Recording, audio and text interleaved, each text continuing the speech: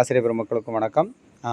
இந்த வீடியோ வந்து பார்த்திங்கன்னா நம்ம சைக்காலஜியோட ஃபைனல் ரிவிஷன் அப்படிங்கிறப்போ 2 வீடியோ இருக்குது. மொத்தம் 200 கொஷின் 10 யூனிட்டுக்குமே சேர்த்து 100 கொஷின் 100 கொஷினாக 2 வீடியோ போட்டிருக்கோம். இதோட இந்த ஃபைனல் ரிவிஷன் சைக்காலஜிக்கு முடிஞ்சது.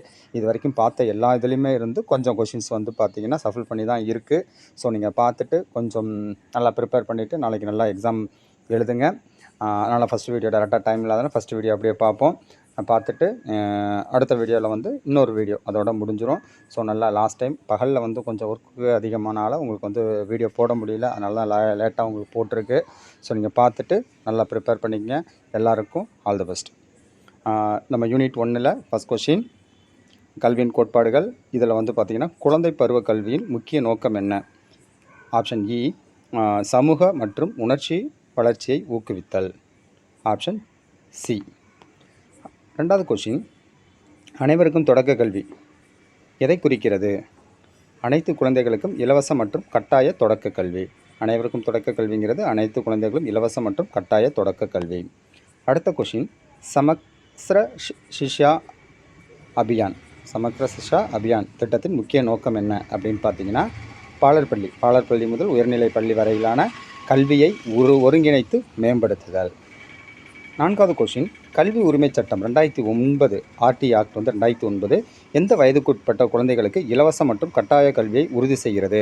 6 முதல் 14 வயது வரை. முறையான கல்வி ஃபார்மல் எஜுகேஷன் என்பதன் சிறந்த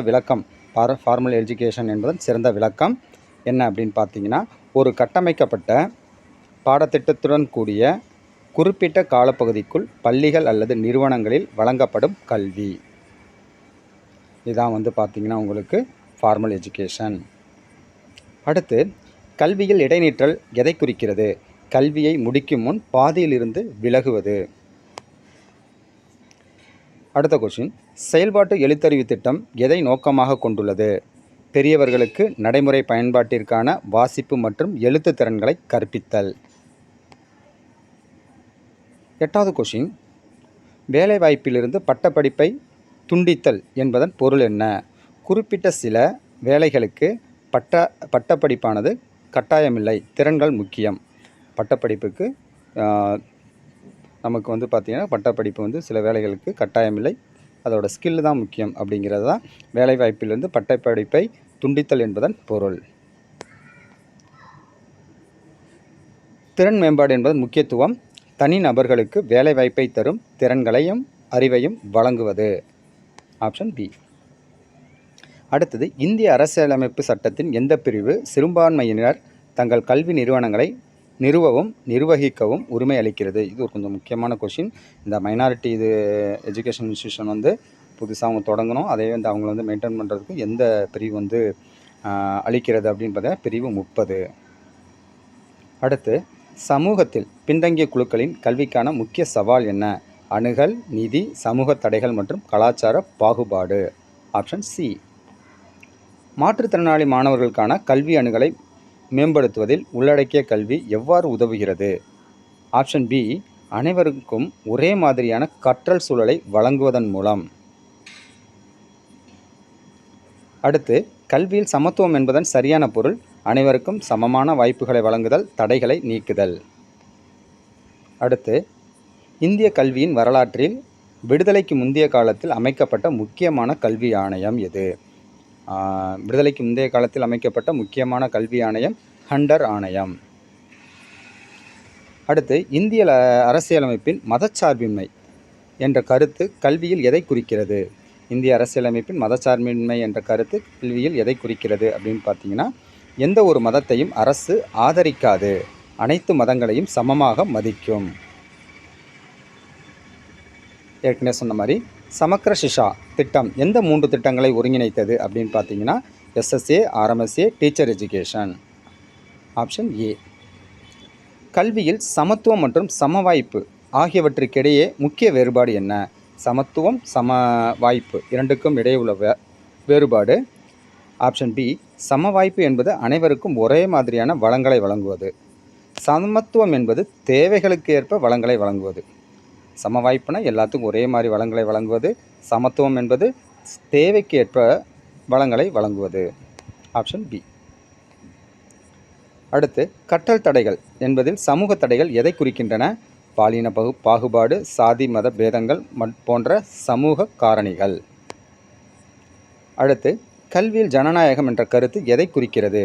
ஆசிரியர் மற்றும் மாணவர்களின் கருத்து சுதந்திரம் மற்றும் பங்களிப்பு. அடுத்து 20வது கொஸ்டின். இந்திய அரசியலமைப்பின் முகவுரையில் குறிப்பிடப்பட்டுள்ள சமதர்மம் கல்வியில் எதை வலியுறுத்துகிறது? ஆப்ஷன் பி, கல்வி அனைவருக்கும் சமமாக கிடைக்க வேண்டும், சமத்துவத்தை குறைப்பது. அடுத்து 2வது யூனிட், கல்வியின் தத்துவம் மற்றும் சமூக அடித்தளங்கள். இதில் முதல் கொஸ்டின் வந்து பார்த்தீங்கன்னா, கல்வியின் தத்துவ அடித்தளங்களில் மெட்டாபிசிக்ஸ் எதை பற்றி கையாள்கிறது? யதார்த்தம் மற்றும் இருப்பின் தன்மை. Option B. 2வது கொஸ்டின், அறிவியல் கோட்பாடு என்பது எதை பற்றியது? அறிவு, அதன் தன்மை, ஆதாரம் மற்றும் வரம்புகள். ஆக்சியாலஜி என்பது எதை பற்றிய ஆய்வு? மதிப்புகள், அறநெறி மற்றும் அழகு. ஆட்சியியலின் முக்கிய தத்துவ கோட்பாடு என்ன? ஆன்மா மற்றும் மனமே உயர்ந்த யதார்த்தம். பௌதீக உலகம் என்பது மனதின் வெளிப்பாடு. Option A. அடுத்து இயற்கையியல் கல்வியில் எதை வலியுறுத்துகிறது? குழந்தை இயற்கையான முறையில் கற்க வேண்டும், இயற்கை அனுபவங்களுக்கு முக்கியத்துவம். யதார்த்தவாதம். அடுத்த கொஸ்டின், யதார்த்தவாதம் கல்வியில் எதை வலியுறுத்துகிறது? புற உலக யதார்த்தத்தை அடிப்படையாக கொண்ட புலன் சார்ந்த கற்றல் மற்றும் அறிவியல் முறைகள். 7வது கொஸ்டின், பிராக்மாட்டிசம் கல்வியில் எதை வலியுறுத்துகிறது? அனுபவம் மூலம் கற்றல், நடைமுறைக்கு பயன்பாடு மற்றும் சிக்கல் தீர்க்கும் திறன். 8வது கொஸ்டின், காந்தியடிகளின் கல்வி தத்துவம் எதை மையமாக கொண்டது? அகிம்சை, சத்தியம், சுதேசி மற்றும் உடல் உழைப்பு சார்ந்த அடிப்படை கல்வி. ரவீந்திரநாத் தாகூரின் கல்வி சிந்தனைகளில் முக்கியமானது எது? இயற்கை சூழலில் படைப்பாற்றல் மற்றும் சுதந்திரமான கற்றல். அடுத்து 10வது கொஸ்டின், சுவாமி விவேகானந்தரின் கல்வி தத்துவம் எதை வலியுறுத்துகிறது? மனிதனின் உள்ளார்ந்த பரிபூரணத்தை வெளிக்கொணரும் கல்வி, ஆன்மீக மற்றும் தார்மீக வளர்ச்சி. Option B. அடுத்து பிளேட்டோவின் கல்வி தத்துவத்தில் முக்கிய கருத்து எது? அறிவுறுத்தப்பட்ட கற்பித்தல், தத்துவஞானி ஆட்சியாளர்களை உருவாக்குதல். ரூசோவின் கல்வி சிந்தனைகளில் இயற்கைவாதம் எவ்வாறு வெளிப்பட்டது? ரூசோவின் கல்வி சிந்தனைகளில் இயற்கைவாதம் எவ்வாறு வெளிப்பட்டது? ஆப்ஷன் பி, குழந்தையை இயற்கையாக வளர விடுதல், வெளிப்புற கற்றல் மற்றும் சுதந்திரம். Option B. அடுத்து மாண்டிசோரி கல்வி முறை எதை வலியுறுத்துகிறது? சுயமாக கற்கும் சூழல், புலன் சார்ந்த பொருட்கள் மற்றும் குழந்தையின் தனிப்பட்ட வளர்ச்சி. 14ஆம் கொஸ்டின், ஜான் டூயியின் கல்வி தத்துவத்தில் அனுபவவாத கற்றல் என்பதன் பொருள் என்ன? செயல்முறை மற்றும் அனுபவங்களின் மூலம் கற்றல், சிக்கல் தீர்க்கும் அணுகுமுறை. அடுத்து சமூகமயமாக்கல் என்பதன் பொருள் என்ன? ஒரு நபர் சமூகத்தின் மதிப்புகள், நம்பிக்கைகள் மற்றும் நடத்தைகளை கற்றுக்கொள்ளும் செயல்முறை. அடுத்து சமூக அடுக்கமைப்பு என்பது எதை குறிக்கிறது? சமூகத்தில் உள்ள அனைவருக்கும் ஆப்ஷன் பி, சமூகத்தின் வெவ்வேறு குழுக்கள் இடையே உள்ள படிநிலை வேறுபாடுகள். சமூக அடுக்கமைப்பு என்பது சமூகத்தின் வெவ்வேறு குழுக்களுக்கிடையே உள்ள படிநிலை வேறுபாடுகள், அதாவது செல்வம், அதிகாரம் மற்ற நிலைகளை வைத்து அடுக்கடுக்காக பிரிக்கப்பட்டுள்ளதுதான் சமூக அடுக்கமைப்பு. அகஸ்டே காம்டே வின் முக்கிய சமூகவியல் கருத்து என்ன? முக்கிய சமூகவியல் கருத்து அகஸ்டே காம்டேவோடது நேர்மறைவாதம், பாசிட்டிவிசம் மற்றும் சமூகவியல் துறையின் நிறுவனர். மேக்ஸ் வெப்பர் முக்கியமாக எதை பற்றி ஆய்வு செய்தார்? அதிகாரம், படிநிலை மற்றும் சமூக அமைப்புகளின் பகுப்பாய்வு. எடுத்துக்காட்டு வந்து பார்த்திங்கன்னா அதிகாரம் மற்றும் அதன் வகைகள். மேக்ஸ் வெப்பர் வந்து எதை முக்கியமாக ஆய்வு செய்தார் அப்படின்னு பார்த்தீங்கன்னா அதிகாரம் மற்றும் அதன் வகைகளை பற்றி ஆய்வு செய்தார். அடுத்து எமில் டர்க்கைம் சமூகவியல் ஆய்வுகளில் எதை வலியுறுத்தினார்? ஒரு சமூக ஒருமைப்பாடு, சமூக உண்மைகள் மற்றும் சமூக ஒற்றுமை. சமூக ஒருமைப்பாடு, சமூக உண்மைகள் மற்றும் சமூக ஒற்றுமை இவற்றை தான் வந்து பார்த்திங்கன்னா உங்களுக்கு வலியுறுத்தினார் எமில் டர்க்கைம். உலகளாவிய புரிதல் மற்றும் தேசிய ஒருங்கிணைப்புக்கான கல்வி எதை நோக்கமாக கொண்டுள்ளது? சகிப்புத்தன்மை, பரஸ்பர மரியாதை மற்றும் உலகளாவிய குடியுரிமை உணர்வை வளர்ப்பது. Option B. சுற்றுச்சூழல் கல்வி என்பதன் முக்கிய நோக்கம் என்ன? சுற்றுச்சூழலின் முக்கியத்துவம், பிரச்சனைகள் மற்றும் பாதுகாப்பை பற்றிய விழிப்புணர்வு மற்றும் பொறுப்புணர்வை வளர்ப்பது. 22வது கொஸ்டின், லிபரலைசேஷன், பிரைவேட்டைசேஷன் மற்றும் குளோபலைசேஷன் LPG கல்வித்துறையில் எவ்வாறு தாக்கத்தை ஏற்படுத்தியுள்ளது? தனியார் மயமாக்கல், வெளிநாட்டு பல்கலைக்கழகங்களின் வருகை மற்றும் கல்வி வாய்ப்புகளில் விரிவாக்கம் இவற்றில் தாக்கத்தை ஏற்படுத்தியுள்ளது. ஐநாவின் நிலையான வளர்ச்சி இலக்குகள் sustainable development of United Nation கல்வியில் எதை வலியுறுத்துகிறது? 2030க்குள் அனைவருக்கும் தரமான, சமத்துவமான மற்றும் உள்ளடக்கிய கல்வி. 2030க்குள் அனைவருக்கும் தரமான மற்றும் சமத்துவமான மற்றும் உள்ளடக்கிய கல்வியை தர வேண்டும் என்பதாம் ஐநாவின் நிலையான வளர்ச்சி இலக்குகள் 2030க்குள்ள. பால் வேறுபாடு கல்வியில் எதை நோக்கமாக கொண்டுள்ளது? பாலின சமத்துவம், பாகுபாடுகளை நீக்குதல் மற்றும் அனைத்து பாலினத்தவருக்கும் சம வாய்ப்புகளை உருவாக்குதல். 25வது கொஸ்டின், கற்றலின் சமூகவியல் அடிப்படையான சமூக நீதி கல்வியில் எதை குறிக்கிறது? அனைத்து சமூக பின்னணியைச் சேர்ந்தவர்களுக்கும் சமமான கல்வி வாய்ப்புகள் மற்றும் பாகுபாடுகளை நீக்குதல். அனைத்து சமூக பின்னணியைச் சேர்ந்தவர்களுக்கும் சமமான கல்வி வாய்ப்புகள் மற்றும் பாகுபாடுகளை நீக்குதல். அடுத்து 3வது யூனிட், தமிழ்நாட்டின் வரலாறு மற்றும் கலாச்சாரம். இதில் முதல் கொஸ்டின், சமூக சீர்திருத்த இயக்கங்கள் தமிழ்நாட்டின் கல்வி வளர்ச்சியில் எவ்வாறு பங்காற்றின? அனைவருக்கும் கல்வி, பெண் கல்வி மற்றும் தீண்டாமைக்கு எதிரான போராட்டங்கள் மூலம் கல்வி வாய்ப்புகள் அதிகரித்தன. அடுத்த கொஸ்டின், தமிழ்நாட்டில் மாநில பல்கலைக்கழகங்கள் நிறுவப்பட்டதற்கான முக்கிய நோக்கம் உயர்கல்வி மற்றும் ஆராய்ச்சியை ஊக்குவிப்பது, உள்ளூர் தேவைகளை பூர்த்தி செய்வது. அடுத்து, தமிழ்நாட்டின் தொழில்முறை கல்வி பிரிவுகளில் எது சரியாக பொருந்துகிறது அப்படின்னு பார்த்தீங்கன்னா, ப்ரொஃபஷனல் எஜுகேஷனில் மருத்துவம், பொறியியல், சட்டம் மற்றும் ஆசிரியர் பயிற்சி. தமிழ் இலக்கியம் தமிழ்நாட்டின் கல்வி மற்றும் கலாச்சார வளர்ச்சியில் எவ்வாறு பங்காற்றியது? தமிழ் இலக்கியம் தமிழ்நாட்டின் கல்வி மற்றும் கலாச்சார வளர்ச்சியில் எவ்வாறு பங்காற்றியது? அறநெறி, தத்துவம், வரலாறு மற்றும் சமூக விழுமியங்களை அடுத்த தலைமுறைக்கு கடத்தியது. தமிழ்நாட்டின் பாரம்பரிய கலை மற்றும் கட்டிடக்கலை கல்விக்கு எவ்வாறு பங்களிக்கிறது? கலாச்சார பெருமை, அழகியல் உணர்வு மற்றும் வரலாற்று அறிவை வளர்க்கிறது. Option C. தமிழ்நாட்டின் வரலாற்று சிறப்புமிக்க இடங்கள் கல்விக்கு எவ்வாறு உதவுகின்றன? கடந்த கால வாழ்க்கை முறை, நாகரிகம் மற்றும் வரலாற்று நிகழ்வுகளை புரிந்து கொள்ள உதவுகின்றன. அடுத்து, தமிழ்நாட்டின் சமூக மாற்றத்தில் பெண் தலைவர்களின் பங்கு என்ன? பெண் கல்வி, சமத்துவம் மற்றும் சமூக சீர்திருத்தங்களுக்காக போராடினர். 8வது கொஸ்டின், சுதந்திர போராட்ட வீரர்களின் பங்களிப்பு தமிழ்நாட்டின் கல்வி வளர்ச்சியில் எவ்வாறு தாக்கத்தை ஏற்படுத்தியது? தேசிய கல்வி, சுதந்திர சிந்தனை மற்றும் தேசபக்தியை ஊக்குவித்தனர். 9வது கொஸ்டின், தமிழ்நாட்டின் கலாச்சாரத்தில் திராவிட இயக்கம் எவ்வாறு கல்விக்கு ஒரு புதிய திசையை அளித்தது? அனைவருக்கும் கல்வி, குறிப்பாக பின்தங்கிய வகுப்பினருக்கு கல்வி வாய்ப்புகள் மற்றும் சுயமரியாதை கல்வி. 10வது கொஸ்டின், தமிழ்நாட்டின் பண்டைய கல்வி முறையின் தனிச்சிறப்பு என்ன? குருகுல கல்வி, வாய்வழி பயிற்சி மற்றும் அறநெறி கல்வி. Option B. தமிழ்நாட்டின் சங்க இலக்கியங்கள் கல்விக்கு எவ்வாறு பங்காற்றின? சமூக நெறிமுறைகள், காதல், வீரம் மற்றும் இயற்கை பற்றிய அறிவை வழங்கின. அடுத்த கொஸ்டின், தமிழ்நாட்டில் கலை மற்றும் கலாச்சார கல்வி எதை வளர்க்கிறது? அழகியல் உணர்வு, படைப்பாற்றல் மற்றும் கலாச்சார பெருமை.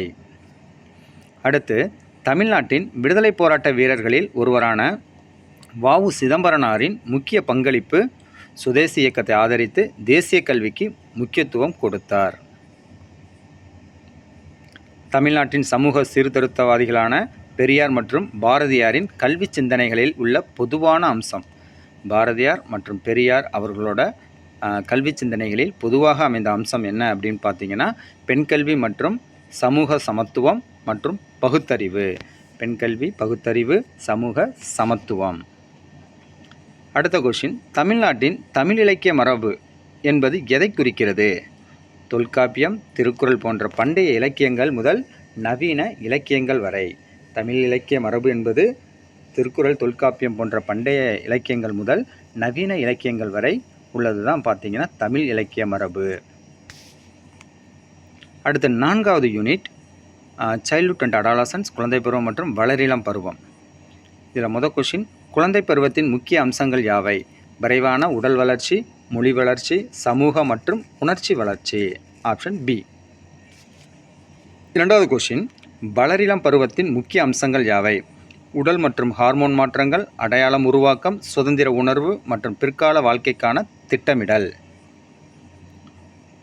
3வது கொஷின், பியாஜேவின் அறிவாற்றல் வளர்ச்சி கோட்பாட்டின் 4 நிலைகள். பியாஜேவோட அறிவாற்றல் வளர்ச்சி கோட்பாட்டின் 4 நிலைகள், காக்னிட்டிவ் டெவலப்மெண்ட், அதோட 4 நிலைகள் என்ன அப்படின்னு பார்த்தீங்கன்னா, புலன்சார் இயக்கம், முன் செயல்பாடு, பருப்பொருள் செயல்பாடு, முறையான செயல்பாடு. Sensory motor, pre operational, concrete operational, formal operational. இந்த புலன்சார் இயக்கம் வந்து பார்த்திங்கன்னா முதல் இருக்கணும், அடுத்தது ப்ரீ ஆப்ரேஷனல், அதுக்கப்புறம் கான்கிரீட் ஆப்ரேஷனல், அடுத்தது ஃபார்மல் ஆப்ரேஷனல். பியாஜேவோட அறிவாற்றல் வளர்ச்சி இந்த 4 நிலைகளை கொண்டுள்ளது. எரிக் எரிக்சனின் உளவியல் சமூக வளர்ச்சி கோட்பாட்டில் வளரிளம் பருவத்தில் ஏற்படும் முக்கிய நெருக்கடி, அடையாளம் வெர்சஸ் அடையாள குழப்பம், identity and role confusion. Daniel Goleman எதை உணர்ச்சி நுண்ணறிவு என்று குறிப்பிடுகிறார்? சொந்த உணர்வுகளையும் மற்றவர்களின் உணர்வுகளையும் புரிந்து கொண்டு நிர்வகிக்கும் திறன். டேனியல் கோல்மேன் உணர்ச்சி நுண்ணறிவு என்று சொந்த உணர்வுகளையும் மற்றவர்களின் உணர்வுகளையும் புரிந்து கொண்டு நிர்வகிக்கும் திறன். கோல்பெர்க்கின் தார்மீக வளர்ச்சி கோட்பாட்டில் உள்ள நிலைகள் யாவை? ப்ரீ கன்வென்ஷனல் முன்மரபு, கன்வென்ஷனல் மரபு, போஸ்ட் கன்வென்ஷனல் பின்மரபு. முன்மரபு ப்ரீ, கன்வென்ஷனல் மரபு, போஸ்ட் கன்வென்ஷனல் பின்மரபு. இதுதான் கோல்பெர்க்கோட தார்மீக வளர்ச்சி கோட்பாட்டில் உள்ள நிலைகள். அடுத்து, வளரிளம் பருவத்தில் ஏற்படும் உடல் வளர்ச்சியின் முக்கிய அம்சம், உயரம் மற்றும் எடை அதிகரிப்பு, பாலியல் முதிர்ச்சி, ஹார்மோன் மாற்றங்கள். அடுத்து, வளரிளம் பருவத்தில் அடையாள உருவாக்கம், ஐடென்டிட்டி ஃபார்மேஷன் என்பது எதை குறிக்கிறது?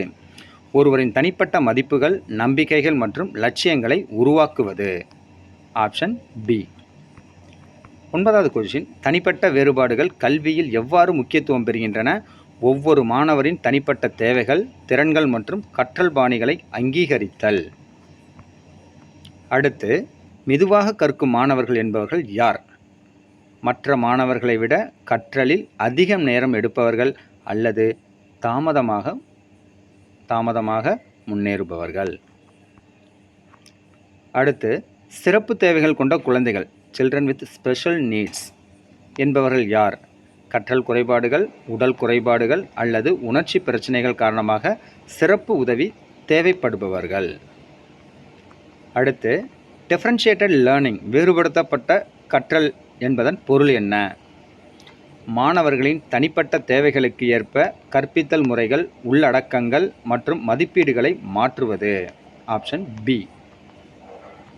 தீர்வுக்கல்வி, ரெமடியல் எஜுகேஷன் எதை நோக்கமாக கொண்டுள்ளது? தீர்வுக்கல்வி எதை நோக்கமாக கொண்டுள்ளது? குறிப்பிட்ட பாடங்களில் பின்தங்கிய மாணவர்களுக்கு கூடுதல் உதவி மற்றும் ஆதரவு வழங்குதல். அடுத்து 14வது கொஸ்டின், செறிவூட்டும் கல்வி, என்ரிச்மெண்ட் எஜுகேஷன் எதை நோக்கமாக கொண்டுள்ளது? திறமையான மாணவர்களுக்கு அவர்களின் ஆர்வத்தையும் திறன்களையும் வளர்க்க கூடுதல் வாய்ப்புகள் மற்றும் சவால்களை வழங்குவது. 15வது கொஸ்டின், வளரிளம் பருவத்தில் ஏற்படும் உணர்ச்சி வளர்ச்சி எப்படி இருக்கும்? தீவிரமான உணர்ச்சியற்ற இரக்கங்கள், சுய உணர்வு வளர்ச்சி மற்றும் உணர்ச்சிகளை கட்டுப்படுத்தும் போராட்டம். 16வது கொஸ்டின், ஊக்கமளிக்கும் கல்வி, மீடியேட்டட் லேர்னிங் என்பதன் பொருள் என்ன? ஆசிரியர் அல்லது ஒரு வழிகாட்டி மாணவர்களுக்கு ஒரு கருத்தை அல்லது திறனை புரிந்து கொள்ள வழிகாட்டுதல் மற்றும் ஆதரவு அளித்தல். அடுத்து, வளரிளம் பருவத்தில் தார்மீக வளர்ச்சி எவ்வாறு வெளிப்படுகிறது? இந்த மாரல் டெவலப்மெண்ட் வளரிளம் பருவத்தில் எவ்வாறு வெளிப்படுகிறது அப்படின்னு பார்த்தீங்கன்னா, சமூக விதிகள், மதிப்புகள் மற்றும் அறநெறி சார்ந்த சிக்கல்களை புரிந்து கொள்வது. அடுத்து, கற்றல் குறைபாடுகள் லேர்னிங் டிசேபிலிட்டிஸ் என்பவை எதை குறிக்கின்றன? மூளையின் செயல்பாட்டில் உள்ள வேறுபாடுகள் காரணமாக வாசிப்பு, எழுதுதல், கணிதம் அல்லது பிற திறன்களை கற்றுக்கொள்வதில் உள்ள சிரமங்கள். அடுத்து, மன அழுத்தம் வளரிளம் பருவத்தில் எவ்வாறு தாக்கம் ஏற்படுத்துகிறது? உடல், உணர்ச்சி மற்றும் நடத்தை ரீதியான பிரச்சனைகளை உருவாக்கி கற்றலை பாதிக்கலாம். அடுத்து 20வது கொஷின், பியாஜேவின் கோட்பாட்டில் சுய மைய சிந்தனை எக்கோசென்ட்ரிசம் எந்த நிலையில் காணப்படும் முன் செயல்பாடு? ஈகோ சென்ட்ரிசம் வந்து பார்த்திங்கன்னா சுய மைய சிந்தனை, ஈகோ சென்ட்ரிசம் முன் செயல்பாடு. அடுத்து 5வது யூனிட் லேர்னிங் அண்ட் டீச்சிங் கற்றல் மற்றும் கற்பித்தல். இதில் வந்து முதல் கொஷின், கற்றலின் முக்கிய இலக்கு என்ன? புதிய அறிவு, திறன்கள் மற்றும் நடத்தைகளை பெறுதல் மற்றும் மாற்றியமைத்தல். Option B. கற்றலின் உயிரியல் காரணிகள். உயிரியல் காரணிகள் அப்படிங்கிறது பயாலஜிக்கல் ஃபேக்டர்ஸ், மூளையின் வளர்ச்சி, மரபியல், உடல்நலம் மற்றும் ஊட்டச்சத்து. கற்றலில் உளவியல் காரணிகள் எவை? ஊக்கம், ஆர்வம், கவனம், நுண்ணறிவு மற்றும் மனப்பான்மை. கற்றலில் சமூக பொருளாதார காரணிகள் சோசியோ எக்கனாமிக் ஃபேக்டர்ஸ் எவை?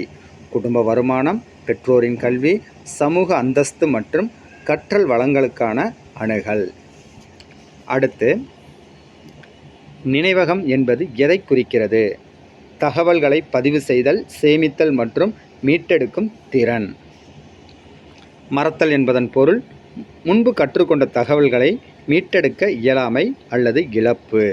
அதுதான் மறத்தல் என பொருள். கற்றல் வளைவு லேர்னிங் கர்வ் என்பது எதை குறிக்கிறது? கற்றல் செயல்முறையின் வேகம் மற்றும் திறனை வரைபடமாக பிரதிபலிப்பது.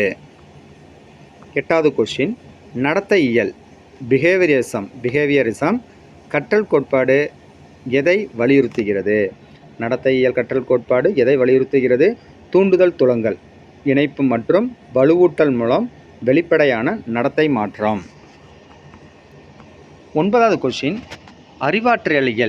அறிவாற்றலியல் கற்றல் கோட்பாடு எதை வலியுறுத்துகிறது? மூளையின் உள் செயல்முறைகள் மூலம் அறிவு கட்டுமானம். அந்த அறிவு கட்டுமானம், இந்த மூளையோட உள் செயல்முறைகள் என்ன அப்படின்னு பார்த்தீங்கன்னா, சிந்தனை, நினைவகம், பிரச்சனை தீர்த்தல், இவைகளின் மூலம் அறிவோட கட்டுமானம். கட்டுமானவியல் கற்றல் கோட்பாடு எதை வலியுறுத்துகிறது? கட்டுமானவியல் கன்ஸ்ட்ரக்டிவிசம்.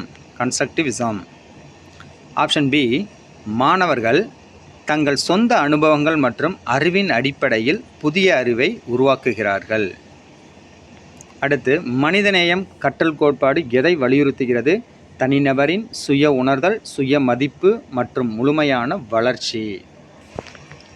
தாண்டே அவர்களின் முயற்சி மற்றும் பிழை கற்றல் ட்ரையல் அண்ட் எரர், முயன்று தவறி கற்றல், அதை தான் வந்து பார்த்தேன் ட்ரையல் அண்ட் எரர் லேர்னிங். கோட்பாட்டில் முக்கிய விதிகள்: தயார்நிலை விதி, பயிற்சி விதி, விளைவு விதி, law of readiness, law of exercise and law of effect. Pavlov அவர்களின் கிளாசிக்கல் கண்டிஷனிங் கோட்பாட்டில் முக்கியமானது: ஒரு நடுநிலை தூண்டுதலை ஒரு குறிப்பிட்ட துலங்களுடன் இணைத்தல். எடுத்துக்காட்டு மணி ஒலி மற்றும் எச்சில் சுரத்தல். ஸ்கின்னர் அவர்களின் ஆப்பரண்ட் கண்டிஷனிங் கோட்பாட்டில் முக்கியமானது எது? ஒரு நடத்தையை ஒரு வலுவூட்டல் அல்லது தண்டனையின் மூலம் மாற்றியமைத்தல். ஒரு நடத்தையை ஒரு வலுவூட்டல், அதாவது ரீஎன்ஃபோர்ஸ்மெண்ட் அல்லது ஒரு பனிஷ்மெண்ட் மூலம் மாற்றியமைத்தல்.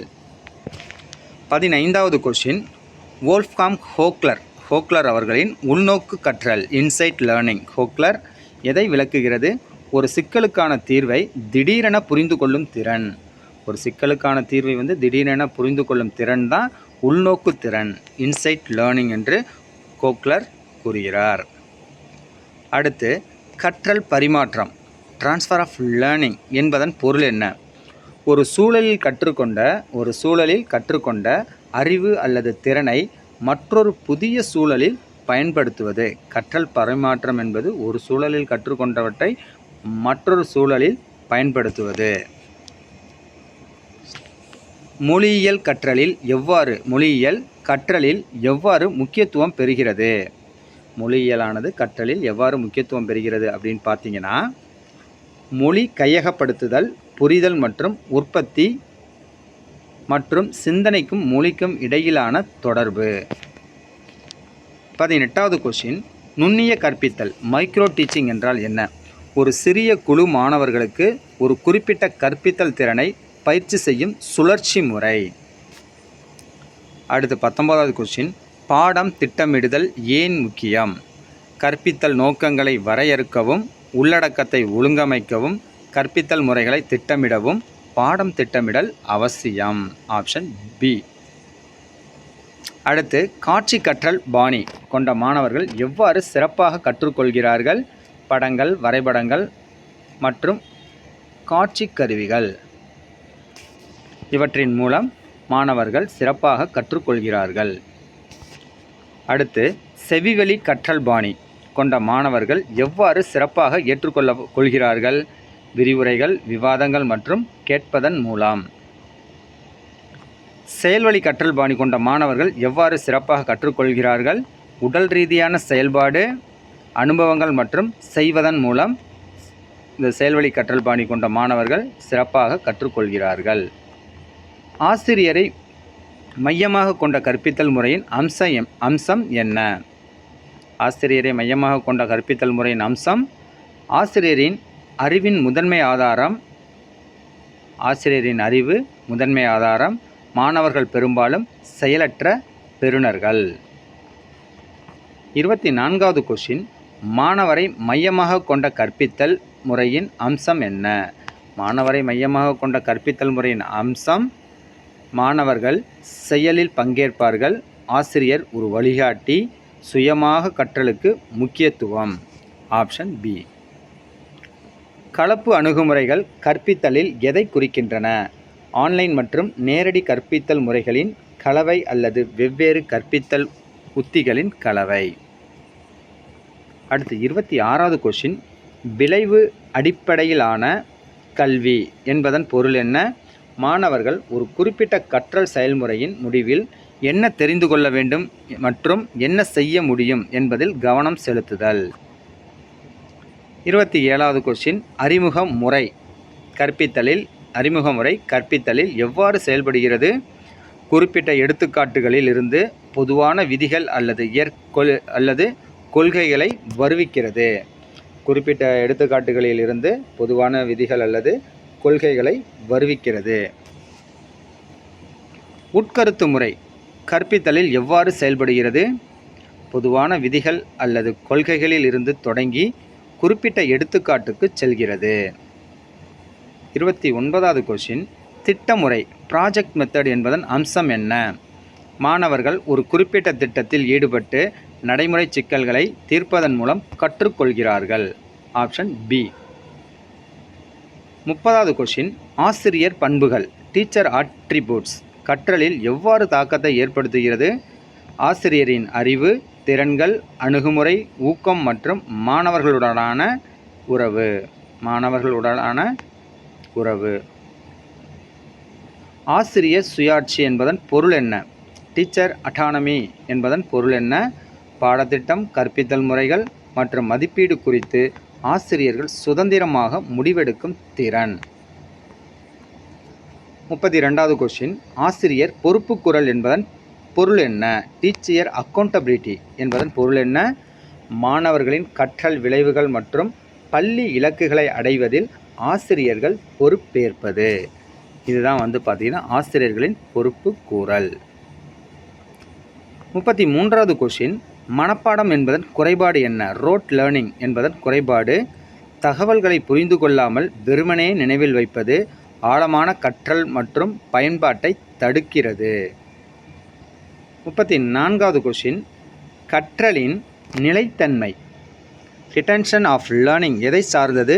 கற்றல் முறையின் தரம், அர்த்தமுள்ள கற்றல், பயிற்சி மற்றும் மறுபார்வை. Option B. 35வது கொஷின், அறிவாற்றல் மீள்பார்வை காக்னிட்டிவ் ரிஹர்சல் என்பது எதை குறிக்கிறது? ஒரு பணியை அல்லது சூழ்நிலையை மனதளவில் மீண்டும் மீண்டும் செய்வது. ஒரு பணி அல்லது சூழ்நிலையை மனதளவில் மீண்டும் மீண்டும் செய்வது அறிவாற்றல் மீள்பார்வை. காக்னிட்டிவ் ரிஹர்சல் என்பது ஒரு பணி அல்லது சூழ்நிலையை மனதளவில் மீண்டும் மீண்டும் செய்வது காக்னிட்டிவ் ரிஹர்சல். இது வந்து பார்த்திங்கன்னா ஃபஸ்ட்டு பார்ட்டுக்கு உண்டான ஃபைனல் ரிவிஷனுக்கு உண்டான ஃபஸ்ட்டு பார்ட்டு முடிஞ்சது. அடுத்த பார்ட்டில் வந்து பார்த்திங்கன்னா மீதி இருக்க கொஷினை பார்ப்போம். அதோட வந்து பார்த்திங்கன்னா ஃபைனல் ரிவிஷன் முடிந்தது. அடுத்த வீடியோவில் பார்ப்போம். தேங்க்யூ ஃபார் வாட்சிங்.